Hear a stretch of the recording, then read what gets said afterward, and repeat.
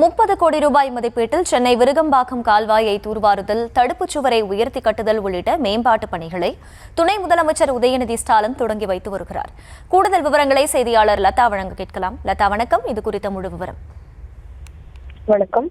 வடகிழக்கு பருவமழைக்கு இன்னும் சில வாரங்களே இருக்கும் நிலையில் பருவமழையை எதிர்கொள்ள சென்னை மாநகராட்சி தேவையான முன்னெச்சரிக்கை நடவடிக்கைகளை மேற்கொண்டு வருகிறது. முக்கியமாக கால்வாய்களை தூர்வாருதல், அதே போல மழைநீர் வடிகால் பணிகளை சீரமைத்தல் என பல்வேறு பணிகளை மாநகராட்சி தரப்பில் மேற்கொள்ளப்பட்டு வரும் நிலையில் அதன் ஒரு பகுதியாக ரூபாய் 30 கோடி மதிப்பிலான மேம்பாட்டு பணிகளை இன்றைய தினம் துணை முதலமைச்சர் உதயநிதி ஸ்டாலின் தொடங்கி வைத்தார். சென்னை அரும்பாக்கம் மெட்ரோ ரயில் நிலையம் அருகே நடைபெற்ற நிகழ்ச்சியில் பங்கேற்ற துணை முதலமைச்சர் உதயநிதி ஸ்டாலின் 30 கோடி மதிப்பிலான மேம்பாட்டு பணிகளை தொடங்கி வைத்தார்.